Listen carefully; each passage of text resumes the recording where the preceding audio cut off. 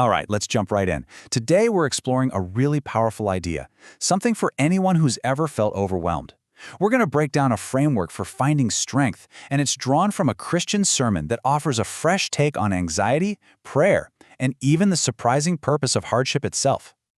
Okay, so here's our roadmap. We're going to start with a problem we all know, then redefine the solution we think we know. After that, we'll uncover a promised source of power, figure out how to spot the evidence, and finally, completely reframe the very nature of struggle itself. So, first things first. We begin with an emotion that is just universal, that feeling of being troubled. And what's great is that the source material doesn't start with some big abstract theory, it starts with real life. I mean, this is what it's all about, right? It's not some huge theological debate. It's the concrete stuff that keeps you up at night. A leaky roof, waiting on a delayed operation, stressing about money, or dealing with an injury that just won't heal. These are the things that really trouble our hearts. And this simple phrase, which actually kicks off the whole passage in the sermon, just gets right to the point. It's a direct command addressing that feeling of being completely overwhelmed that we all know so well. So, the big question is, where do we turn when we feel that way? This leads us to a really common answer, but it's an answer the speaker argues is, well, profoundly misunderstood. Let's see how this whole framework builds on itself by tackling a major, and I mean major, misconception about prayer. You've probably heard of this. The speaker points out that a promise in the Bible to ask anything often gets yanked completely out of context, and that leads to this name it and claim it idea, a view of faith that's transactional, almost like a magic spell. Now, just look at how this slide lays out the two views.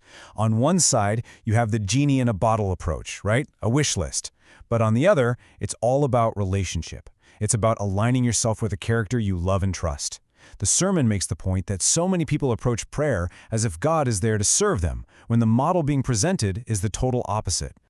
So here's the crucial piece. The power of prayer isn't some magic formula. It is directly tied to a precondition, a foundation of love and a genuine desire to align your life with Jesus' character and teachings. And to explain that kind of love, here's a fantastic analogy. Think about a huge music fan, someone who knows every single lyric, has all the posters, and just wants to be like their favorite artist.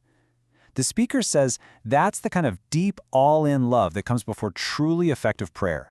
And when you have that kind of loving, aligned relationship, the sermon argues it unlocks an absolutely incredible promise for a whole new kind of strength. The sermon points to this key promise taken from an older Bible translation. But, and this is a big but, our modern understanding of that key word, comforter, has changed a lot. And this right here is a pivotal moment in the whole argument. In Elizabethan English, a comforter was not something soft you wrap up in. It literally meant one who strengthens you. So the promise isn't for passive comfort, it's for active, strengthening help. It's a total shift from wanting comfort from your problems to building the strength for your problems. What we'd call resilience. The speaker is really clear that this helper, the Holy Spirit, isn't some kind of lesser substitute for Jesus after he was gone. No, instead, it's a continuing source of power of the exact same kind, the same nature, and the same strength. It's not a different type of help, it's another helper of this same kind, making sure that strength is never gone. Okay, so that's a huge promise. But how can any of us know if this helper is actually present in our lives? The sermon gives a really clear, and maybe unexpected, way to tell. So the evidence isn't a shiver down your spine or getting emotional during a song. It's not even getting the thing you prayed for. The text actually calls this helper the Spirit of truth. So the real evidence is a fundamental shift in what you value. And that leads to the ultimate sign.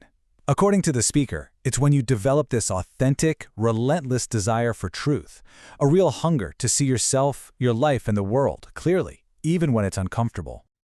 And this idea leads to the final and I think most powerful piece of this framework, one that completely reframes the entire purpose of life's struggles.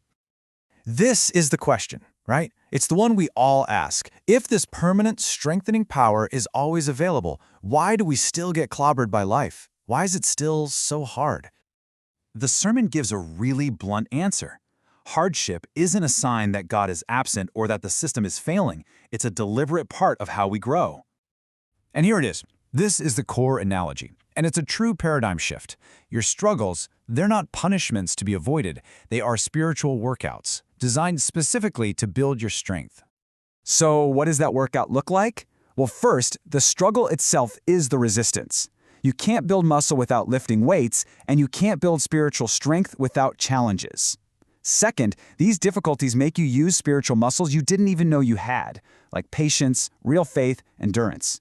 And the point of all this? The goal is to fundamentally change your grip, to loosen your hold on the temporary things of this world, and to strengthen your grip on God. It's a workout designed to change what you truly rely on. So, we end up right back where we started, with our troubled hearts. The biggest takeaway from this whole framework is a provocative question, one that reframes our entire relationship with adversity. What if the very things that trouble our hearts, that leaky roof, that financial stress, aren't evidence that we've been abandoned, but are actually the equipment being used in the gym to make us stronger?